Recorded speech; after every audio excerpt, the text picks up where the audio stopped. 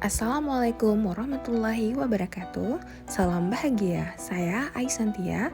Pada kesempatan kali ini, saya akan memaparkan diseminasi budaya positif di sekolah yang sudah saya laksanakan.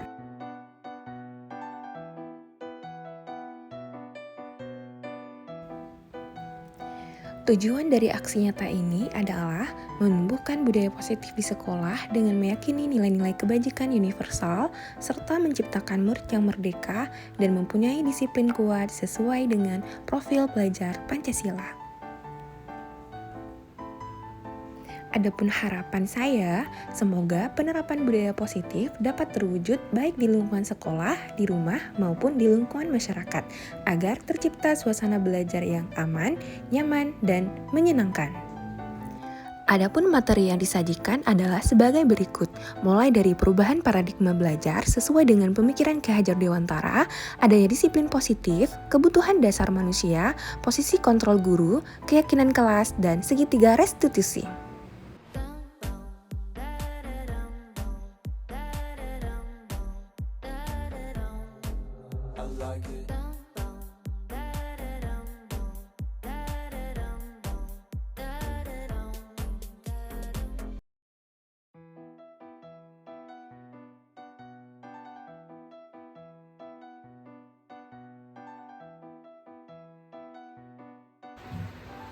Bismillahirrahmanirrahim. Assalamualaikum warahmatullahi wabarakatuh.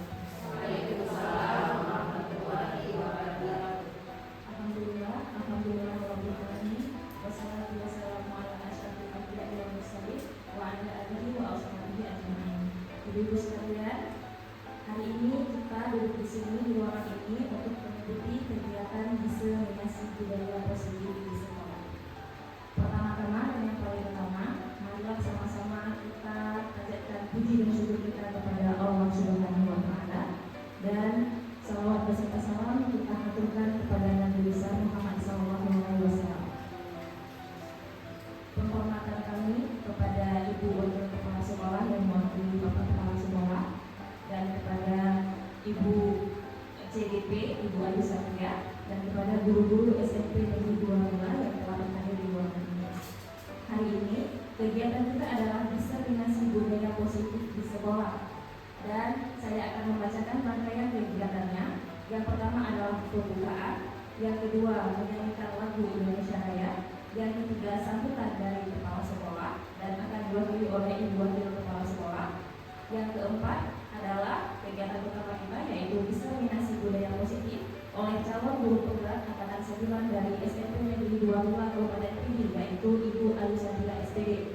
Dan acara yang kelima adalah doa, dan yang terakhir adalah penutup. Baik, ibu-ibu sekalian, acaranya kita mulai saja. Yang pertama, untuk membuka acara ini kita awali dengan mengucapkan Bismillah dan Al-Fatihah.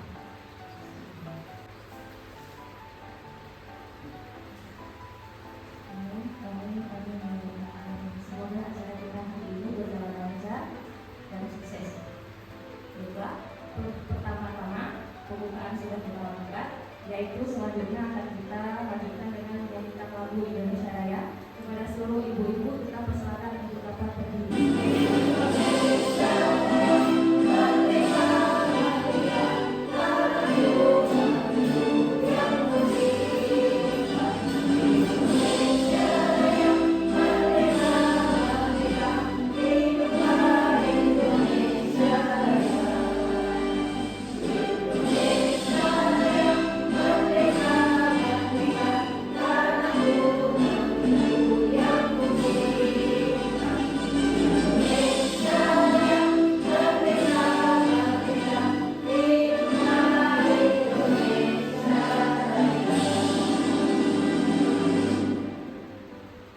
Kalian dipersilakan dulu kembali.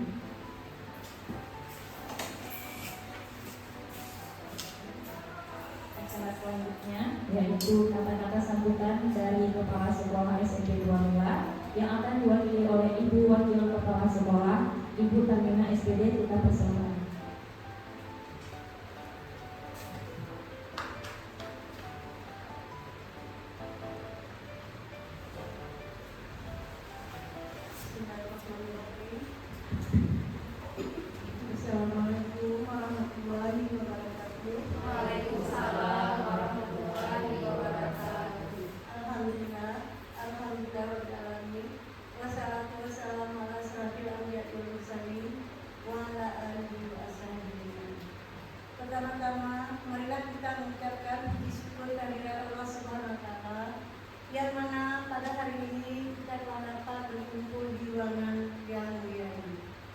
Wasallam kita saksikan kepangkuan Nabi besar Muhammad Sallallahu Alaihi Wasallam.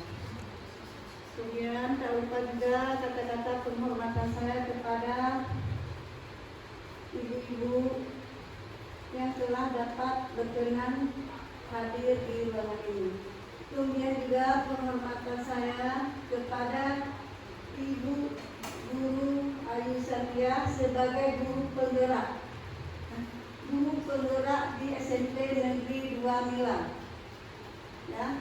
Kemudian pada hari ini kita akan membicarakan sedikit tentang penerapan budaya positif di SMP Negeri 2 Mila. Semoga dengan adanya guru penggerak Ibu Ayu SPD, alhamdulillah kita dapat lebih berkembang, lebih meningkatkan mutu yang positif, yang lebih bermanfaat dan lebih bermakna. Semoga guru seperti ibu ini dapat juga mengikuti sebagaimana contoh yang diterapkan oleh Ibu Ayu Satria. Mungkin hanya ini saja yang dapat disampaikan. Lebih dan kurang ibu mohon maaf. Ibu akhiri. Assalamualaikum warahmatullahi wabarakatuh. Waalaikumsalam warahmatullahi wabarakatuh. Terima kasih kepada Ibu Pimpinan SPD. Selanjutnya acara inti kita yaitu diseminasi budaya positif oleh calon guru penggerak angkatan 9 dan SMP 2 Kota Kabupaten Pidi kepada Ibu Ayu Satria. Kita persilakan. Terima kasih atas kesempatannya. Mudah-mudahan. Nah, alhamdulillah pada hari ini kita diberikan kesempatan ya, diberikan kesempatan dan kita dapat berkumpul di ruangan ini. Dan tidak lupa kita sajikan kemampuan dan besar Muhammad SAW, di mana kita ketahui kita tanpa Rasulullah kita tidak tahu apa itu pengetahuan seperti yang kita rasakan sekarang ini, gitu ya. Dan penghormatan saya kepada Ibu Wakil Kepala Sekolah yang sudah bersedia hadir untuk mewakili Kepala Sekolah hari ini, dan terima kasih banyak untuk ibu-ibu yang sudah hadir hari ini untuk mengikuti kegiatan kita penerapan budaya positif. Nah, sebelum kita masuk ke materi, saya mau kita sama-sama relax dulu ya, sama-sama relax dan langsung masuk ke materi ya. Seperti halnya kita lihat anak-anak sebelum belajar, maunya kita juga harus memberikan suatu hal yang membuat anak itu bisa refresh gitu ya. Nah, ini ada satu SPG. Kita mengikuti sama-sama seperti yang ada di video ini ya. Kita mari mengikuti kegiatan ini dengan gembira ibu-ibu ya. Kita ikuti sama-sama ya Bu ya.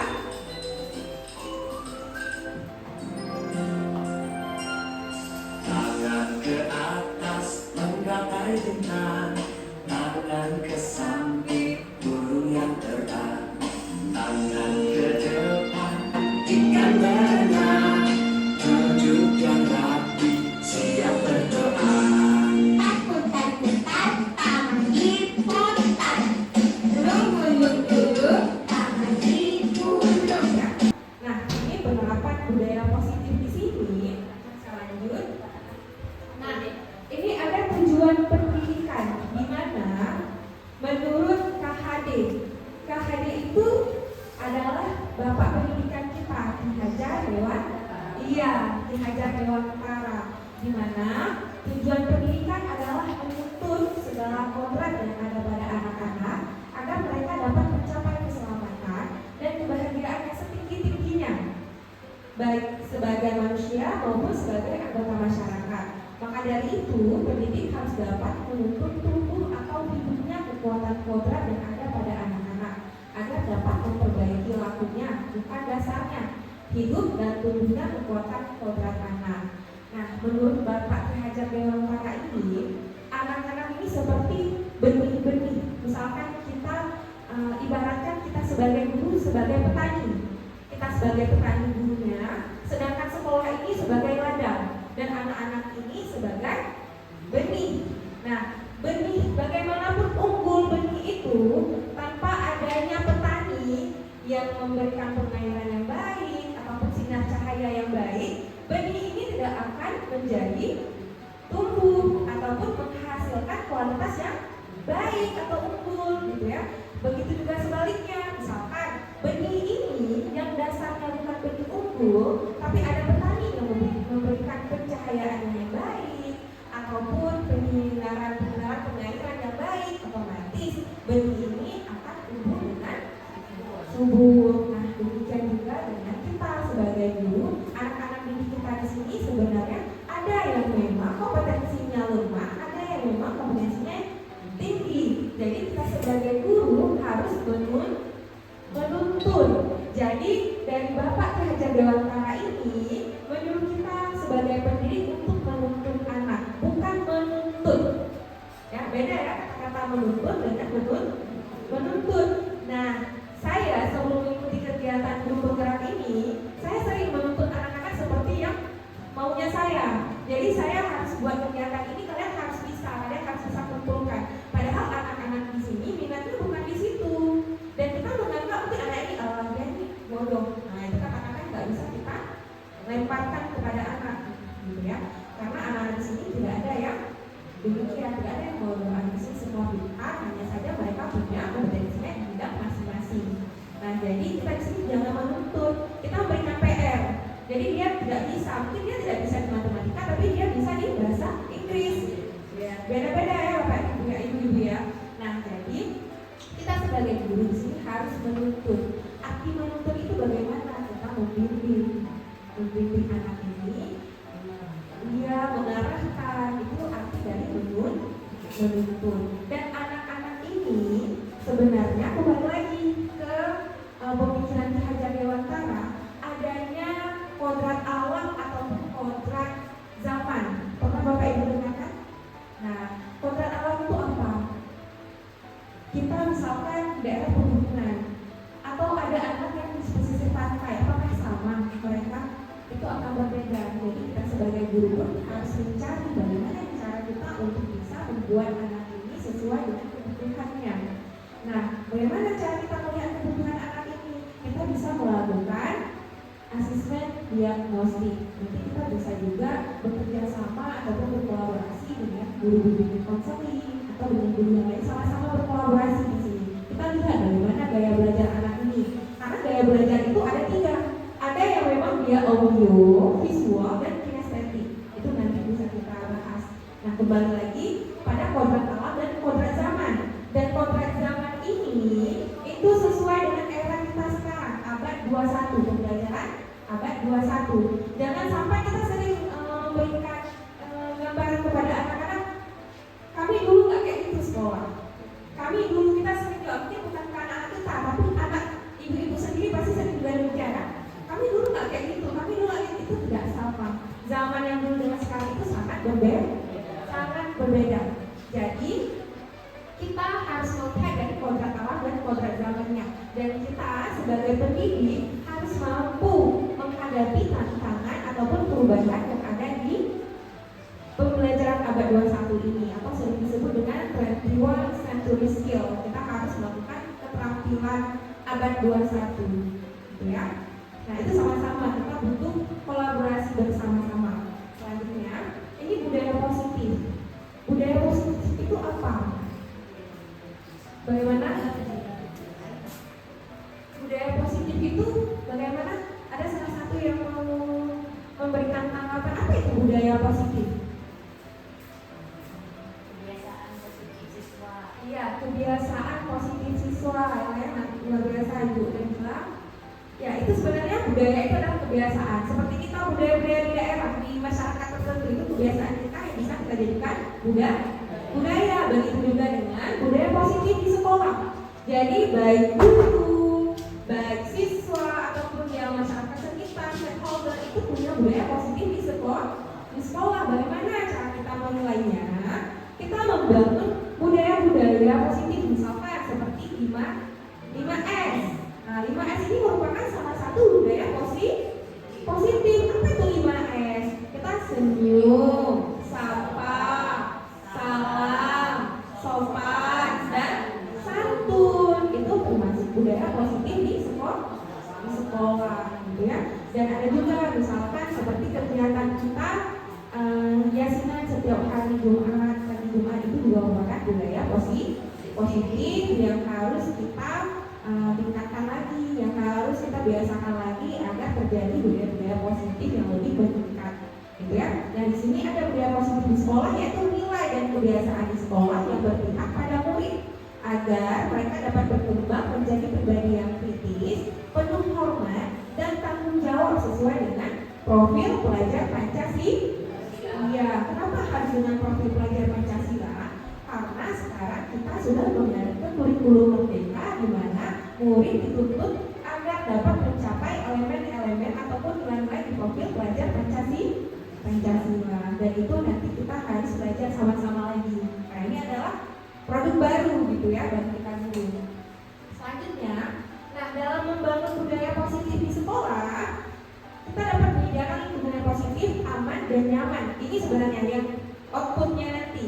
Dengan adanya budaya positif di sekolah ini, anak-anak lebih nyaman di sekolah, anak-anak juga akan lebih mampu bertindak dan menciptakan merdeka, mandiri dan bertanggung jawab.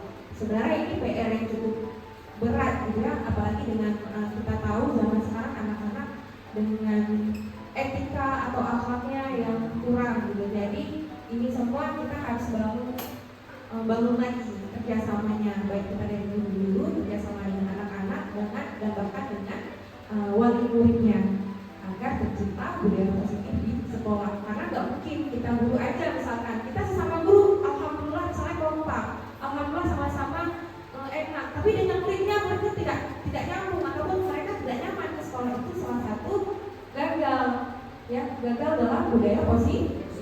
Jadi PR nih buat kita, bagaimana cara kita agar budaya positif di sekolah ini semakin meningkat dan anak-anak bisa nyaman dalam mempelajari. Misalkan masuk ke sekolah mereka nyaman, pergi sekolah itu senang gitu ya. Nah, selanjutnya, nah adapun konsep kita pada hari ini, konsep utamanya ya, ini konsep inti pada hari ini yaitu adanya perubahan paradigma perubahan paradigma belajar. Dan yang kedua adanya disiplin positif, adanya kebutuhan dasar manusia. Selanjutnya ada apa lagi?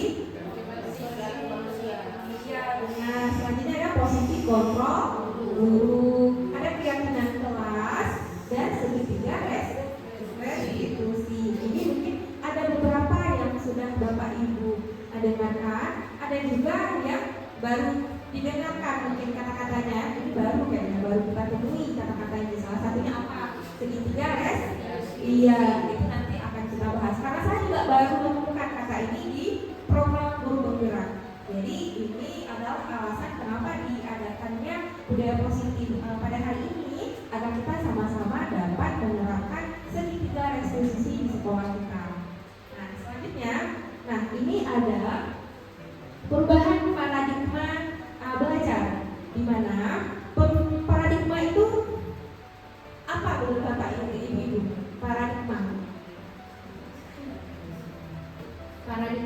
Paradigma itu suatu keyakinan atau kepercayaan yang mendasar yang ada dalam diri kita dalam melakukan tindakan. Dan paradigma ini sebenarnya bisa mempengaruhi seseorang dalam berpikir, dalam bersikap, dan paradigma ini juga dapat berubah ya seiring dengan perkembangan ilmu pengetahuan dan ilmu dan teknologi. Selanjutnya, di sini ada miskonsepsi tentang teori kontrol. Miskonsepsi itu kesalahpahaman kita sebagai guru, dan ini saya rasakan sendiri. Kenapa? Nah, ilusi ini yang paling poin bawah, ilusi bahwa orang dewasa memiliki hak untuk memaksa. Kita tahu nih ya, kita di sekolah misalnya, kita sebagai guru, kita sebagai orang dewasa di sini kan. Jadi anak-anak itu harus kita paksa, harus mematuhi segala yang kita mau nih ceritanya. Jadi ini salah satu miskonsepsi tentang teori kontrol. Dan salah satu misalnya ada yang ilusi bahwa kritik dan membuat orang merasa bersalah dapat menguatkan karakter. Kita sering memberikan kritik ke anak-anak. Kamu kenapa demikian? Nanti ayah kamu, bapak kamu, itu kita sering mengkritik kan. Kamu bagaimana di sekolah kamu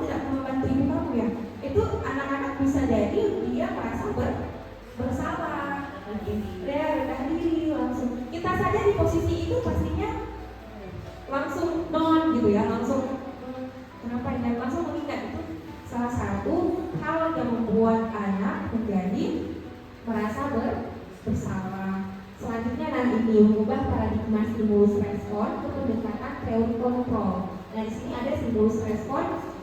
Nah ini ada perbedaan dengan teori kontrol. Kita realitasnya kebutuhan kita sama nih kita anggapnya. Padahal realitasnya ini di teori kontrol kebutuhan kita berbeda. Jadi yang kita anggap anak ini bagaimana, mereka menganggap ini bukan kebutuhan mereka.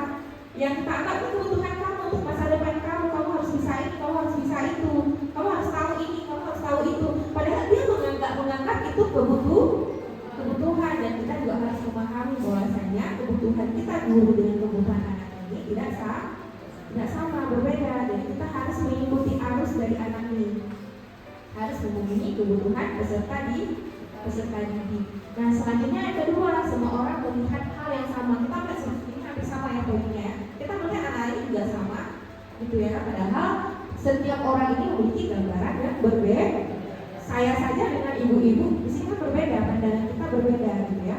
Mungkin saya hari ini melihat sekolah kita bagaimana mungkin sangat meningkat, dan juga mungkin menurut ibu-ibu, oh ini makin menurut atau apa, itu ada gambaran yang memang berbeda gitu ya.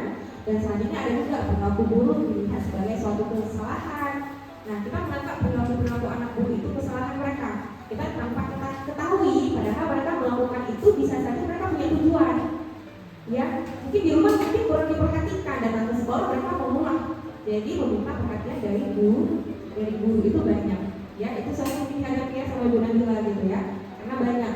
Dan semua perilaku itu memiliki tujuan ya, seperti yang ada di teori kontrol di sini.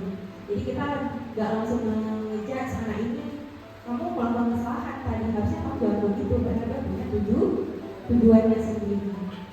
Nah selanjutnya ini yang kedua, disiplin positif. Nah apa makna disiplin dulu? Tepat waktu, apalagi Mematuhi peraturan, tepat waktu, mematuhi peraturan, apa lagi? Disiplin. sesuai jalur. Iya benar. Disiplin itu sebenarnya sering ya, kita jadi pembina tiap hari Senin aja kita sering memberikan arahan ke anak-anak, kalian harus disiplin, kalian harus ini, kalian harus itu. Tapi kita harus tahu dulu nih maknanya apa. Makna disiplin itu kita taat atau sikap kita patuh terhadap peraturan yang ada gitu ya. Nah kan di sini ini disiplin berasal dari bahasa Latin disiplina, bagus ya namanya ya, disiplina. Nah yang artinya belajar. Makna asal kata ini berkonotasi dengan disiplin diri dari murid-murid Sokrates dan Plato. Disiplin diri membuat orang menggali potensinya menuju sebuah tujuan apa yang dia hargai. Namun dalam budaya kita, makna kata disiplin telah berubah menjadi sesuatu yang dilakukan seseorang pada orang lain. Ini bisa dipahami. Makna kita di sini kita berubah ya, makna disiplin. Saya pergi ke sekolah cepat misalkan, saya ingin mencari perhatian kepala sekolah. Saya ingin sanjung misalnya, oh ya ibu Ayu orangnya rajin, oh ya ibu Ayu orangnya ini. Itu salah satu, itu termasuk disiplin bukan? Disiplin, misalkan saya punya tujuan untuk disiplin juga, tapi itu maknanya lain. Kita karena mengharap pujian dari orang lain dari sini ya kan, misalkan telah berubah menjadi sesuatu yang dilakukan seseorang pada orang lain untuk mendapatkan kepatuhan. Kecenderungan umum adalah menghubungkan kata disiplin dengan ketidaknyamanan, bukan dengan apa yang kita hargai atau pencapaian satu tujuan mulia.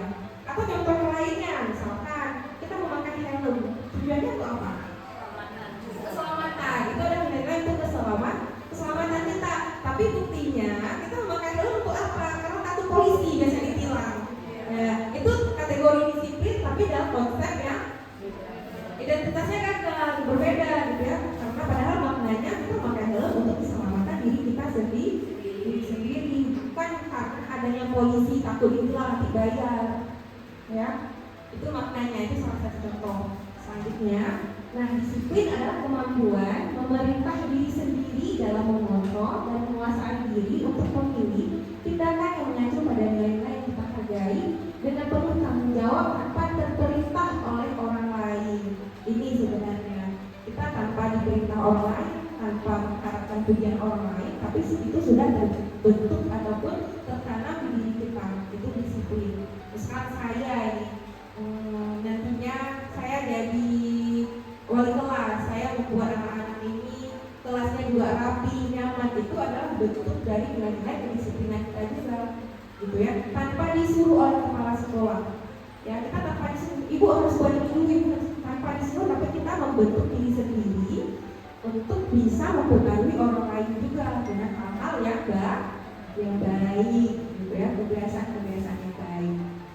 Selanjutnya, nilai-nilai yang kita hargai adalah nilai kebajikan. Nilai-nilai kebajikan itu apa, ibu-ibu? Nilai-nilai kebajikan seperti tanggung jawab, seperti nilai keselamatan tadi, misalnya kita mau makan helm, itu nilai-nilai kebajikan. Nilai-nilai keadilan, disiplin itu termasuk dalam nilai-nilai kebajikan. Iya, saling menghargai. Intinya hal-hal yang baik-baik itu mempunyai nilai-nilai yang baik juga, gitu ya. Ya, dan ini yang dicapai individu yaitu nilainya adalah profil pelajar Pancasila. Nah, kita nggak jauh-jauh dengan profil pelajar Pancasila, nggak jauh-jauh sekarang pembelajaran kita dengan profil pelajar Pancasila, gitu ya. Nah, yang ketiga, adanya kebutuhan dasar manusia. Nah, ini di sini bisa kita lihat realitasnya atau kebutuhan setiap orang berbeda-beda. Kita harus berusaha memahami pandangan orang lain tentang dunia, karena setiap orang memiliki gambaran yang berbeda. Seperti saya dengan Ibu Ira pastinya berbeda, pemikiran saya dengan Ibu Ira berbeda, kebutuhan saya juga dengan Ibu Ratna berbeda, gitu ya. Akan tetapi ini ada 5 kebutuhan dasar manusia seperti yang sudah ada di PowerPoint kita, yaitu yang pertama adalah survival, di mana bertahan hidup. Bertahan hidup itu bagaimana? Kita memerlukan air, udara, rumah atau pakaian, itu salah satu dalam untuk bertahan hidup. Ataupun ini yang kedua, ada yang kebebasan. Kita manusia membutuhkan kebebasan, freedom. Gitu juga dengan murid kita di sini juga memerlukan kebebasan. Misalnya mereka menulis dalam keadaan kaki dinaikin, itu kebebasan bukan? Itu juga kebebasan mereka, gitu ya. Yang itu anak-anak yang mungkin atau nanti sudah mengerjakan PR sambil lari-lari, tapi dia mengerjakan, itu juga kebebasan. Jadi kita sebagai guru pun langsung satria, itu saya yang pertama saya itu, hei langsung itu duduk. Padahal itu kan mungkin itu kebebasan buat dia, gitu ya. Selanjutnya adanya kasih sayang, rasa diterima, gitu ya. Itu juga salah satu kebutuhan. Seperti kita sebagai guru, kita di sini misalkan dalam satu kelompok tidak diterima oleh guru yang lainnya, kita merasa minder biasanya ya. Itu juga dengan anak di sini juga membutuhkan rasa kasih sayang dan cinta kasih yang kita berikan. Selanjutnya ada kesenangan atau fun. Kesenangan ini juga salah satu kebutuhan dasar manusia. Seperti kita banyak yang menginginkan kesenangan, ataupun ya udah kita bodo amat lah dengan ini dengan itu. Berarti itu tipikal orang yang memang butuh kesenangan tanpa memikirkan omongan-omongan orang lain. Begitu juga dengan anak-anak kita. Mungkin dia, kamu gimana sih? Tapi dia nggak mendengarkan kita. Itu adalah mereka ada kesenangan tersendiri. Dan yang terakhir ada yang kekuasaan, power. Kekuasaan itu seperti anak kita, misalnya dia telat, kita langsung sembari kita menunggu, misalnya dia langsung ini. Dia menganggap dirinya punya kekuasaan. Gitu juga dengan kita guru gitu ya. Yang guru aja gitu, apalagi anak-anak kita ya. Nah, ini ada kasus.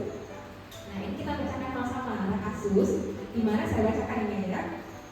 Ibu Kiki, wali kelas 8 di SMP Permata, sedang bingung menghadapi ulah salah satu murid di kelasnya yang bernama Anto. Beberapa anak telah datang dan mengeluhkan Anto yang seringkali meminta bekal makan siang mereka dengan paksa. Jika Anda menghadapi situasi seperti Ibu Kiki, apa yang akan Anda lakukan? Menurut Anda, kira-kira apa alasan Anto melakukan demikian. Nah, bagaimana ini kasus? Misalkan ada anak didik kita yang memang dia selalu membuat ulah, mengambil bekal makan siang kawannya. Itu apa yang kita lakukan? Kira-kira apa yang akan kita lakukan? Ya, boleh langsung aja. Terima kasih. Terima kasih Ibu. Saya selaku guru BK di sini. Kalau hal ini terjadi, sebenarnya terjadi hal ini ada mirip-mirip di sekolah kita. Tapi bukan bekal makan siang, ada minum misalnya kan, sesuatu. Jadi kalau misalnya saya dalam hal ini di posisi Ibu Kiki, yang pertama saya lakukan adalah saya akan bertanya kembali, menggali lebih dalam kepada siswa, bukan hanya beberapa siswa yang mengadu ke saya, tetapi kepada para saksi mata kejadian tersebut, dan kita telusuri bukan cuma dari siswa yang melapor, tapi kepada teman-temannya dari kelas A, kelas B, dan kelas lainnya. Kemudian setelah itu baru kita panggilkan si Anto namanya kan? Iya. Ya.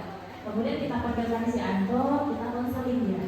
Sebelum konseling, kita lihat dulu kira-kira keseharian dia. Saya nggak langsung manggil, kita lihat dulu keseharian dalam beberapa hari, apakah dia mengulangi kejadian yang sama ataukah memang hari itu aja. Gitu. Kalau memang dalam beberapa hari dia melakukan hal yang demikian, itu baru saya panggilkan si Anto, lalu saya tanya, saya konseling dia kenapa, apa, dan alasannya kenapa, dan bagaimana dia di rumah. Karena bisa jadi anak-anak yang di sekolah melakukan bully kepada teman-temannya itu karena di rumahnya dia tidak mendapatkan kasih sayang. Bisa jadi anak-anak yang demikian di rumahnya dia tidak diperhatikan, jadi dia meminta perhatian kita dari guru-guru. Ada juga anak-anak yang memang dia sengaja untuk mencari perhatian teman-temannya, ataupun ada juga anak-anak yang bully itu misalnya dia karena tidak punya teman. Jadi dia mempunyai kesenangan ketika melihat temannya menangis, padahal dia itu kayak bosan aja. Dia bosan aja karena ngapain ya? Dia nangis ataupun jadi dia suka sama temennya itu. Jadi gimana cara itu bisa biasanya anak-anak kayak gitu campur karena memang ada maunya. Terima kasih. Luar biasa. Tepuk tangan dulu buat Bu Nabila ya, luar biasa jawabannya ya. Nah, ini sebenarnya sudah mencakup semua ya. Kebetulan juga yang sering menghadapi anak-anak yang bermasalah memang Ibu Nabila gitu ya, satu guru bimbingan konseling gitu ya. Nah, ini dalam konteks penerapan disiplin positif, Ibu Kiki sebaiknya mencari tahu alasan Anto. Benar ya seperti yang Ibu Nabila jelaskan tadi, paparkan tadi, melakukan tindakan tersebut agar mengetahui kebutuhan mana yang sedang berusaha dipenuhi oleh si Anto, si anak itu tadi yang melakukan kesalahan, gitu ya. Nah, di mana di survivalnya ini untuk bertahan hidup, kebutuhan kita kembali lagi nih, tadi ada kebutuhan dasar manusia ada 5 gitu ya. Nah, di bagian survival ini Anto lapar dan orang tuanya tidak membuat bekal makan siang, itu dalam konteks bertahan hidup survival. Dan kedua adanya love and balance, di mana teman Anto dari perhatiannya seperti yang tadi sudah dipaparkan oleh Bu Nabila. Dan selanjutnya ada power, kekuatan. Dia merasa hebat karena temannya dari takut dan menuruti keinginannya. Pasti di sini banyak anak-anak kita yang merasa dia tuh apa nih, punya power. Dia merasa dia preman atau kepala suku lah di sekolah ini kalau kita bahasa kita gitu ya. Jadi dia merasa dirinya hebat, jadi dia semena-mena dengan temannya. Bisa dia lakuin apa aja lah, termasuk dengan mengambil bekal ataupun yang sering terjadi di sekolah kita, mengambil minuman ya, minuman atau pulpen itu sering juga terjadi. Bu, cok pulpen lo, nah, langsung kan dia ngambil pulpen saya atau apa terserah. Itu banyak kejadian di sekolah kita sebenarnya ya. Nah, freedom di sini kebebasan atau merasa bosan dengan bekal yang dibuatkan orang tuanya karena selalu bekal yang sama. Jadi dia punya inisiatif mungkin mengambil bekal temannya. Dan yang terakhir adanya fun ataupun kesenangan atau hanya iseng dan dia menikmati ekspresi wajah temannya yang kesal. Seperti yang tadi Bunda dia bilang, dia emang sengaja, mungkin dia emang suka buat ulah biar anak ini kan nangis, sedang misalkan dia sudah berhasil, dia merasa adanya kesenangan tersendiri gitu dengan menyakiti orang lain ya. Itu ada tipikal anak demikian banyak sebenarnya. Dengan menyakiti orang lain dia merasa dia tuh senang. Ya, senang terhadap penderitaan temannya ya, itu sebenarnya ya. Dan itu terzolimi atau kita yang pelakunya ini, ya. Nah, selanjutnya keempat, adanya motivasi perilaku manusia, termasuk perilaku kita di sini berdidik, gitu ya. Nah, motivasi itu apa? Motivasi itu merupakan dorongan yang timbul pada diri seseorang secara sadar atau tidak sadar untuk melakukan suatu tindakan dengan tujuan tertentu. Itu merupakan motivasi. Selanjutnya, di sini ada hukuman dan sanksi ataupun konsekuensi. Apa itu hukuman? Apa itu konsekuensi? Apa sama? Sanksi. Sama nggak hukuman dengan konsekuensi itu sama? Beda ya, beda. Hukuman itu timbul secara langsung. Kita melihat anak didik misalnya terlambat, kita langsung hukumnya dengan ya kamu bersihin aja WC. Itu salah satu hukuman. Ataupun dia telat saat tidak mengikuti upacara. Ya udah kamu lari keliling lapangan 10 kali putaran, pokoknya sampai pingsan. Itu salah satu hukuman. Tapi konsekuensi apa? Konsekuensi itu salah satu hal yang kita sepakati terlebih dahulu kita membuat dulu. Misalnya sekolah ini kalian harus memakai sepatu. Misalkan tidak memakai sepatu, nanti kalian sandal kalian akan diambil dan akan dikembalikan pada saat kalian lulus. Itu salah satu konsekuensi dia karena sudah melakukan kesalahan.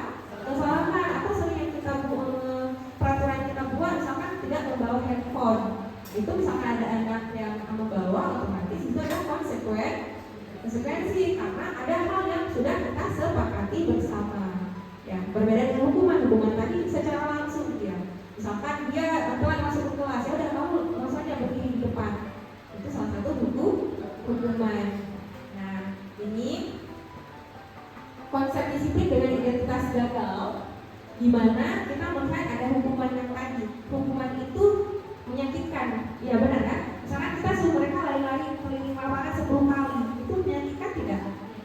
Menyakitkan, itu hukuman. Dan misalnya mereka membuat mereka tidak nyaman, murid takut, memaksa, murid menyembunyikan kesalahan. Kan ada misalnya dia sudah melakukan kesalahan, dia takut adanya hukuman, otomatis dia menyembunyikan kesalahan yang dia lakukan tadi, gitu ya.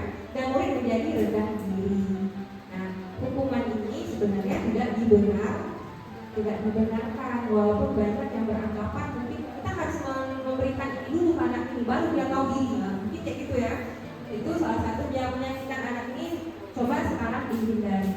Karena bagaimana sih anak kita nih, misalkan kita dipukul orang, bagaimana pasti kita juga marah juga ya yang kita dipukul. Makanya seperti pemikiran Ki Hajar Dewantara tadi, kita sebagai guru menuntun, ya, membimbing anak-anak, jangan langsung menuntut sesuai keinginan kita. Selanjutnya ini ada konsekuensi, di mana penguatan jangka pendek. Kenapa dikatakan demikian? Karena konsekuensi itu seperti yang kita kasih tahu tadi, adanya secara bersama-sama kita buat kesepakatan bersama, dan ini jangka pendek. Nah, selanjutnya perlu monitoring lagi dan berkelanjutan, stimulus respon, murid mematuhi peraturan dan tenggang waktu untuk memenuhi kesalahan. Itu konsekuensi, karena itu kesepakatan yang dibuat. Jadi mereka ya tidak memenuhi, udah itu memang kesalahan, udah gitu ya kan. Jadi mereka walaupun membuat kesalahan, tahu konsekuensinya apa, biarkan aja gitu ya. Nah, ini restitusi, kata-kata baru yang baru kita dengar. Apa itu restitusi itu ya kan? Nah, di restitusi ini murid bertanggung jawab untuk perilakunya, berbeda dengan konsekuensi tadi. Kalau konsekuensi tadi mereka tidak kehilangan waktu untuk memenuhi, di restitusi ini mereka bertanggung jawab, mereka tahu kesalahannya apa dan fokus pada pemecahan masalah jangka panjang. Murid menghormati dirinya dan orang lain, dan adanya dari kontrol, dirinya memegang kontrol, dan murid bersemangat untuk memperbaiki kesalahan jika mereka memang ingin memperbaiki. Kalau anak-anak kita ya. Selanjutnya, nah ini ada beberapa pernyataan yang kita berlatih sama-sama, ada hukuman atau konsekuensi. Nah, yang pertama adanya mencatat 100 kali di dalam buku kalimat. Saya tidak akan terlambat lagi karena terlambat ke sekolah. Ini termasuk dalam hukuman atau konsekuensi? Apa? Konsekuensi. Yang lain? Mencatat 100 kali di dalam buku kalimat. Kita suruh menyata nih, saya tidak akan terlambat lagi karena terlambat ke sekolah 100 kali di dalam buku. Itu iya benar. Ya. Tapi nanti kita lihat jawaban dulu ya. Ini salah satu kita pecahkan satu-satu ya. Nah yang kedua, lari mengelilingi lapangan basket 2 kali karena terlambat hadir ke sekolah. Hukuman juga. Selanjutnya membersihkan coretan yang dibuatnya di meja tulis. Konsekuensi. Dan murid diminta untuk push up 15 kali karena tidak menggunakan masker ke sekolah. Hukuman. Menggantikan kertas tugas teman yang telah tercoret-coret. Konsekuensi. Berjemur di lapangan basket pukul 12 siang karena mengobrol dengan teman. Hukuman. Murid diminta bertelanjang kaki sepanjang hari karena tidak menggunakan sepatu warna hitam sesuai peraturan sekolah. Konsekuensi. Dan yang terakhir, kehilangan 10 menit jam istirahat untuk mengerjakan tugas karena terlambat datang dan tertinggal pelajaran selama 10 menit. Konsekuensi. Mari kita lihat jawabannya ya. Nah ini ya, mencatat sejak lama ada hukuman konsekuensi ini semua ya. Jadi kita melihat yang hukuman ini kembali lagi kita membuat anak ini beda-beda. Iya beda-beda tipis ya. Tapi yang memberatkan anak, yang menyakitkan anak itu adalah hukuman. Akan tetapi misalkan konsekuensi ini dia sesuai dengan kelakuan salah yang dia buat. Jadi dia menembus kesalahan yang dia buat itu, gitu itu konsekuensinya.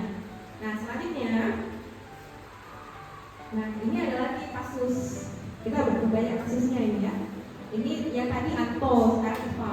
Ya, kita bacakan sama-sama lagi hukuman, sanksi dan konsekuensi. Di mana? Nah saya bacakan. Iva kurang menguasai pelajaran matematika sehingga pada saat pelajaran tersebut dia lebih banyak berdiam diri atau menggambar di buku pelajarannya.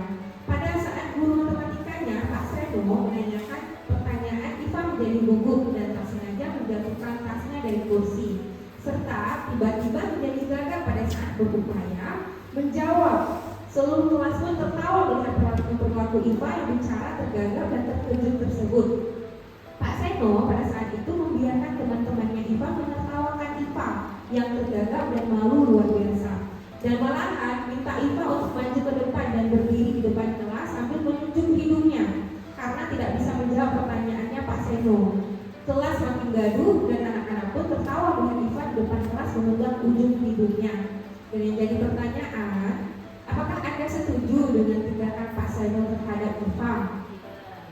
Tidak. Mengapa?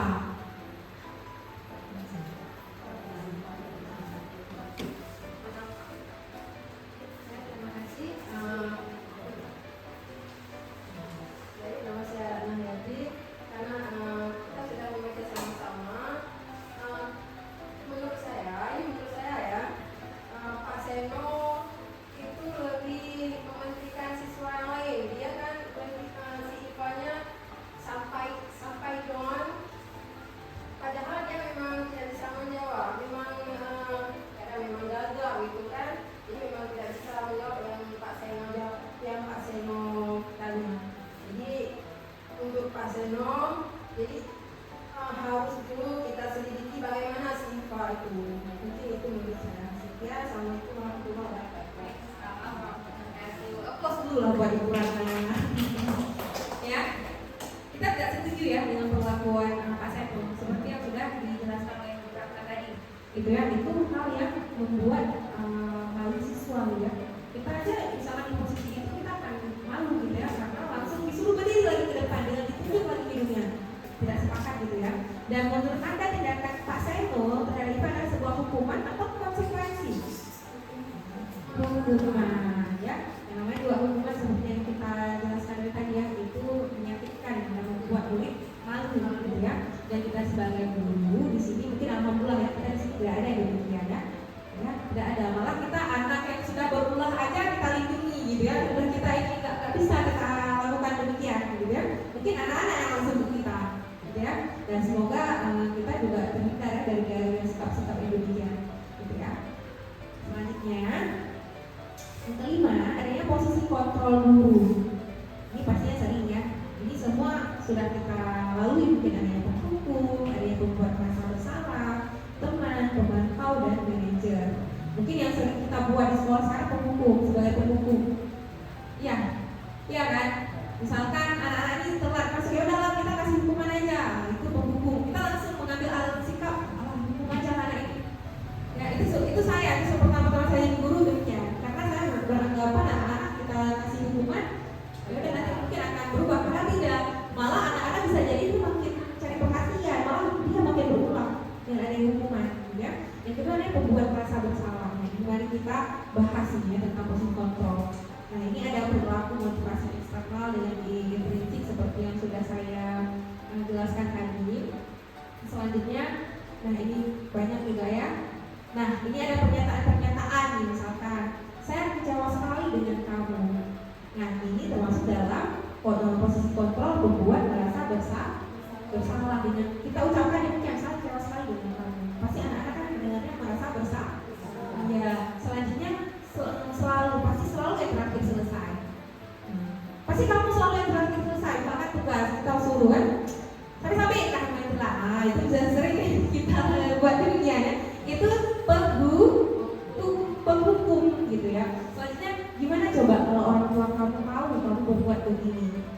Nah, kita kembali lagi nih ke membuat merasa bersalah. Selanjutnya, ayolah lakukan demi ibu, ya.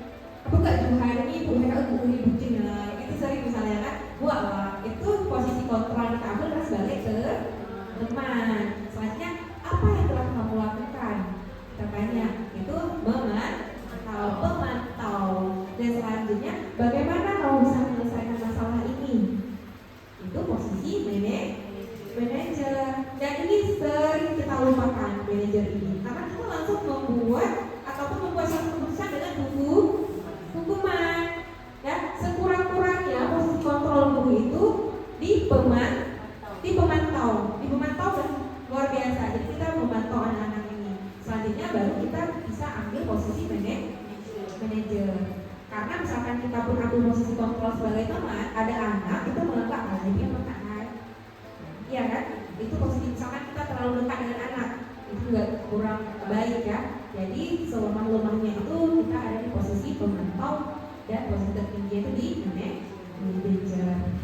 Nah selanjutnya, nah ini ada kasus, tapi jangan dulu nih kasus ini kita lihat dulu. Coba sediakan kertas kosong yang polos dan pulpen. Nah sebelum kita masuk ke kasus, karena kita emang selalu dapat kasus. Gak di pemaparan ini, di sekolah, di kelas kita dapat kasus. Itulah jadi seorang guru banyak berkasus. Ya.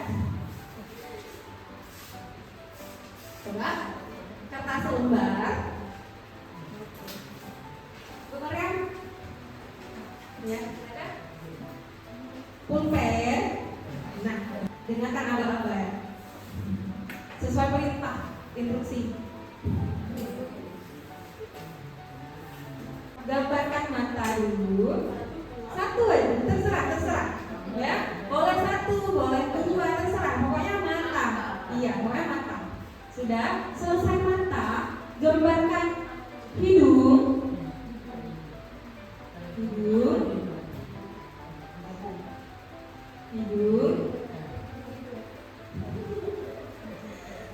Selanjutnya, selesai hidung, gambarkan bibir, ya, sudah. Pokoknya buat secantik mungkin ya.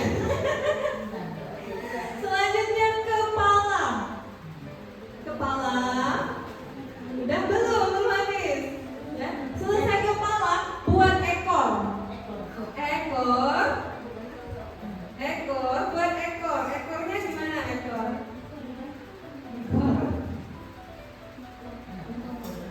Dan jangan lupa buat kumis. Kumisnya gimana? Kumis gimana kira-kira? Di atas mulut ya. Nah, dua itu. Jadi apa gambar ini? Jadi apa? Manusia atau ini sebenarnya referensi untuk menggambar kucing. Kan ada ekor, ada kumis. ibu-ibu pasti kan pertama gambar mata, hidung, itu langsung baru sih manusia. Coba sama-sama nampain buat hasil gambar yang luar biasa ini. Luar biasa, ya seekor gila ya. Coba, itu adalah refleks. Kita mungkin seperti yang tadi kita tekankan ya, yang pandangan kita dengan pandangan orang berbeda. Mungkin saya padahal memberikan instruksi ini, saya sudah tahu ini kucing ada ekor, ada kumis. Sedangkan kita yang memberi instruksi, yang orang menerima instruksi, mendengar mata saja ataupun hidung, langsung dalam pemikirannya, oh orang. Makanya secantik mungkin lah buat bentuk muka. Ya, itu luar biasa lagi ya. Nah selanjutnya ada kasus terakhir ya sebelum habis. Nah ini ada Anto dan Dino. Si Anto ini sering ya ada namanya ya. Nah saya bacakan ya. Anto dan Dino sedang bermain bersama di lapangan basket dan tiba-tiba terlibat dalam sebuah pertengkaran adu mulut. Dino pun menjadi emosi dan mengadakan kontak fisik, menarik kemeja Anto dengan kasar sampai 3 kancingnya terlepas. Pada saat itu guru piket langsung melerai mereka dan membawa mereka ke ruang kepala sekolah. Ibu Suti sebagai kepala sekolah berupaya menenangkan keduanya, terutama Dino. Dino sepertinya kamu saat ini sedang marah sekali. Mendengar itu, Dino pun mengalir bercerita tentang kesalahan hatinya. Ibu Suti pun melanjutkan bahwa membuat kesalahan adalah hal yang manusiawi dan bahwa mempertahankan diri adalah hal yang penting. Namun meminta Dino memikirkan cara lain yang mungkin lebih efektif karena saat Dino berada di ruang kepala sekolah. Selanjutnya, Ibu Suti melanjutkan bertanya tentang keyakinan sekolah yang telah disepakati, serta apakah Dino bersedia memperbaiki kesalahan yang telah dilakukan terhadap Anto. Dino pun akhirnya perlahan mengangguk. Kemudian Ibu Suti balik bertanya kepada Anto, hal apa yang bisa dilakukan Dino untuk memperbaiki kesalahan, memperbaiki masalah? Anto menjawab, saya perlu kancing saya diperbaiki, Bu. Ibu, saya akan sangat marah kalau melihat kancing baju saya sampai copot 3 kancing begini.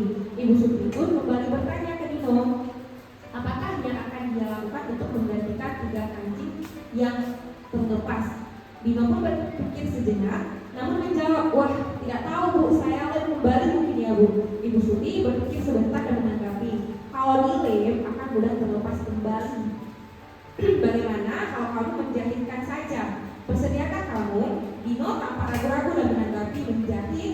Mana saya tahu bagaimana menjahit Bu. Ibu Suti meneruskan, apakah kamu bersedia belajar menjahit? Dino berpikir sejenak, memandang kemeja Anto dan menanggapi, yang mengajari saya siapa Bu? Dengan cepat Ibu Suti menjawab, Pak Irfan selaku guru tata busana.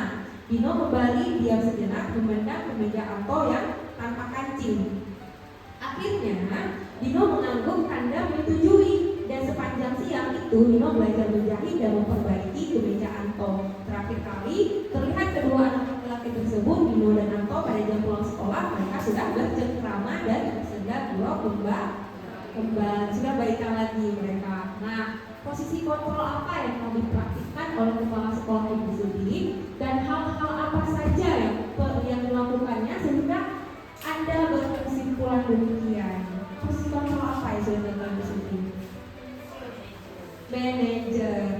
Ada salah satu, Ibu Elisa?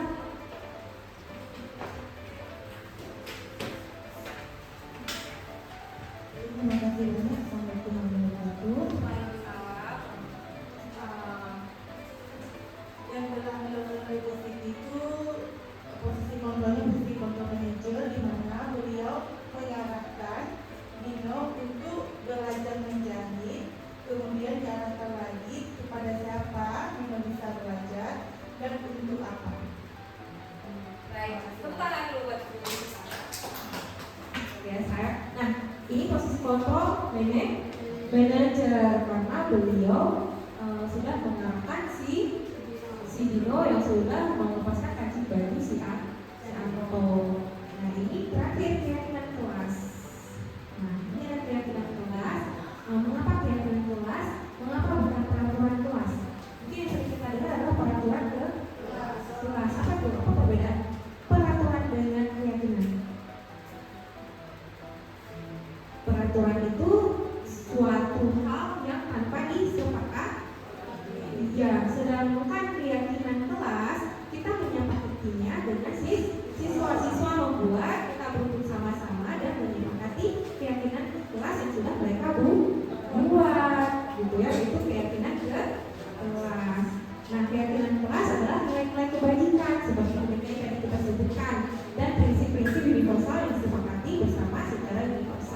lepas dari perbedaan agama, suku, negara, dan bahasa.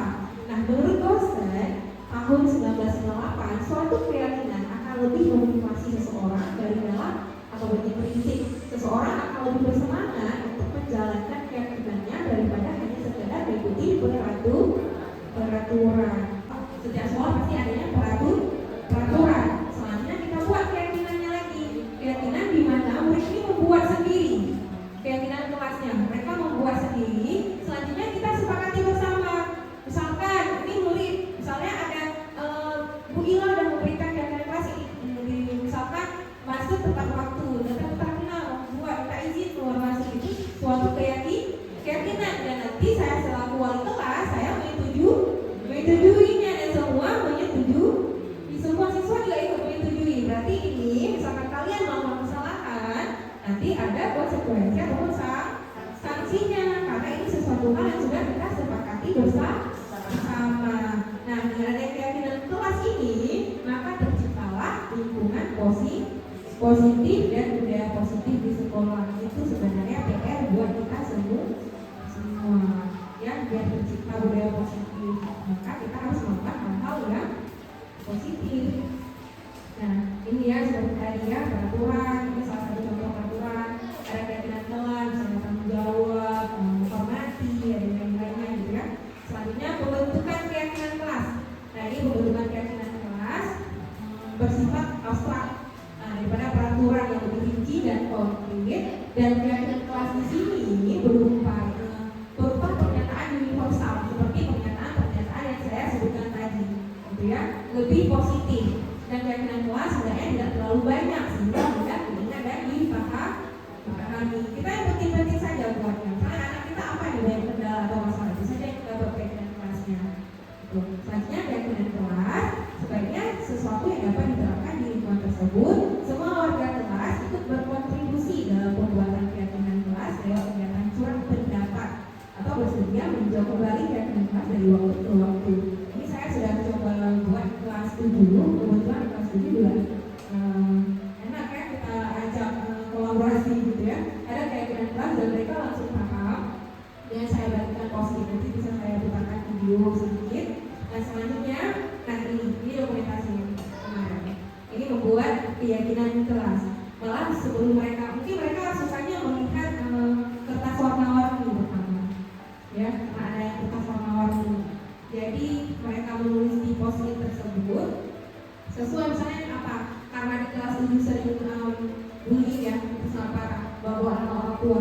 Jadi Bu ini ternyata kemarin apa di situ penyebutan banyak di kelas itu, jadi banyak yang membuat lebih baiknya saling menghargai tanpa bullying. Nah, selanjutnya ada ini segitiga restitusi yang tadi, yang baru yang tadi itu segitiga restitusi ini kita meyakinkan anak yang melakukan kesalahan tadi untuk kembali lagi ke keyakinan kelas yang sudah disepakati, dan selanjutnya bisa memperbaiki dan membudayakan hal-hal positif. Kenapa? Dengan segitiga restitusi ini ada 3 tahapan: menstabilkan identitas, validasi tindakan yang salah, menanyakan keyakinan. Nah, misalkan menstabilkan identitas, pasti anak saya terlambat, itu berarti identitas kesalahannya apa? Terlambat. Nah, dan kita nih validasi tindakan yang salah, kita kayak dulu, kamu tadi kira-kira kenapa ya itu panggil kamu tadi kenapa ya? Kita validasi dulu nih. Dia masih sekolah udah bu, tadi saya terlambat, tadi saya mencontek, gitu ya. Selanjutnya baru kita menanyakan keyakinan, apakah yang kamu lakukan itu sudah sesuai dengan keyakinan kelas yang sudah kita sepakati kemarin, apa yang sudah kita buat. Pasti anak itu sudah langsung tahu gitu ya, oh tidak, kemarin kita nggak buat. Nah, itu segitiga itu.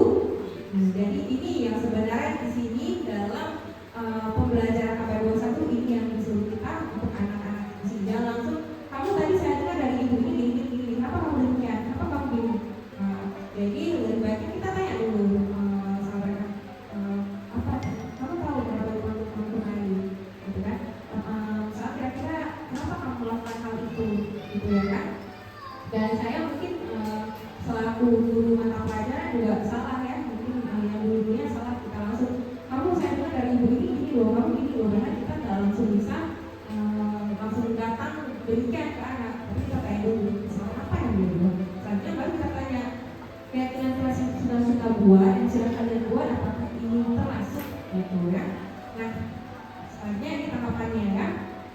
berbuat salah atau tidak apa-apa, tidak ada manusia yang sempurna. Kita menstabilkan identitas, kita kasih tahu dulu ke anak-anak ini, misalkan kita tahu nih dia ada buat kesalahan, tapi kita kasih tahu dulu mulai, misalkan iya kita tahu kita tidak ada yang sempurna di sini, membuat kesalahan itu wajar, tapi lebih baik kita memperbaikinya, itu bisa kita langsung katakan. Selanjutnya, misalnya ada validasi tindakan yang salah, kamu pasti punya alasan kenapa melakukan hal itu. Misalnya ada yang telat, kenapa dia melakukan, pasti dia punya alasan tersendiri, kita tanya dulu, validasi dia dulu. Jadi mungkin ada yang sibuk main game malam, atau mungkin dia ngaji malam, kita kan banyak yang ngaji, juga kita punya positif ya.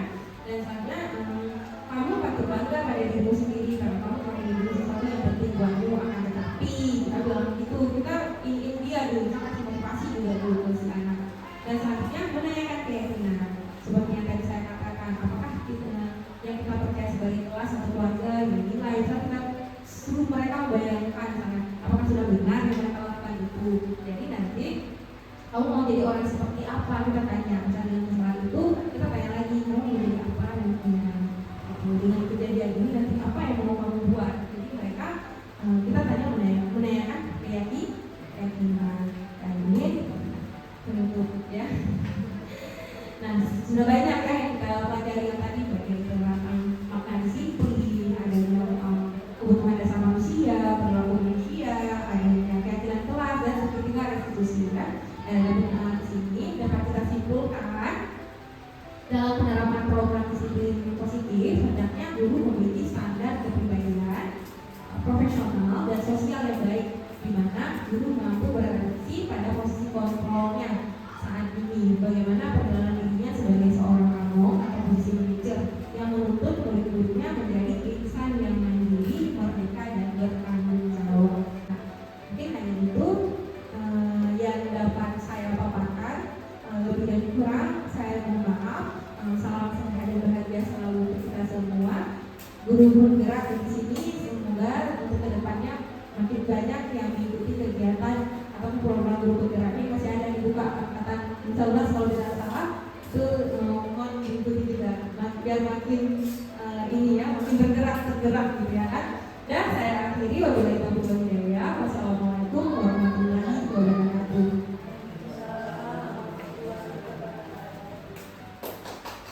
Namanya sekali lagi untuk Ibu Alisatria, luar biasa sekali ya pemaparan beliau ya. Dan semoga pemaparan beliau tadi dapat bermanfaat bagi kita semua, baik bagi kita pribadi maupun bagi kita dalam menjadi guru kepada siswa-siswa kita nantinya. Baiklah, kemudian acara kita yang terakhir adalah doa yang akan dipimpin oleh Ibu Raima SPD. Kita persilakan.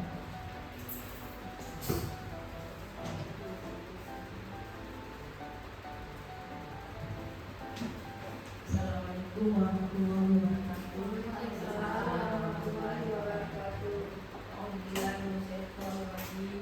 Bismillahirrahmanirrahim. Alhamdulillahirabbil alamin hamdan wa fi ni'amahu wa yukafi'u mazidah. Ya Rabbana lakal hamdu kama yanbaghi li jalali wa mulkil karimil 'azimi sultani. Allahumma inna nas'aluka ridhaka wal jannata wa na'udzubika min sakhatika wan nar. Allahumma innaka 'afuwwun karimun halimun tuhibbul 'afwa fa'fu 'anna ya karim bi rahmatika ya arhamar rahimin. Allahumma anta salam wa minka salam wa ilaika ya'udu salam wa hayyina rabbana bisalam wa adkhilna jannata daras salam. Tabarakta rabbana wa ta'alaita ya zal jalali wal ikram. Rabbana hab lana min azwajina wa dzurriyyatina qurratan a'yun waj'alna lil muttaqina imama. Rabbana atina fid dunya hasanah wa fil akhirati hasanah wa qina azabannar. Walhamdulillahi rabbil alamin. Al-Fatihah. Terima kasih buat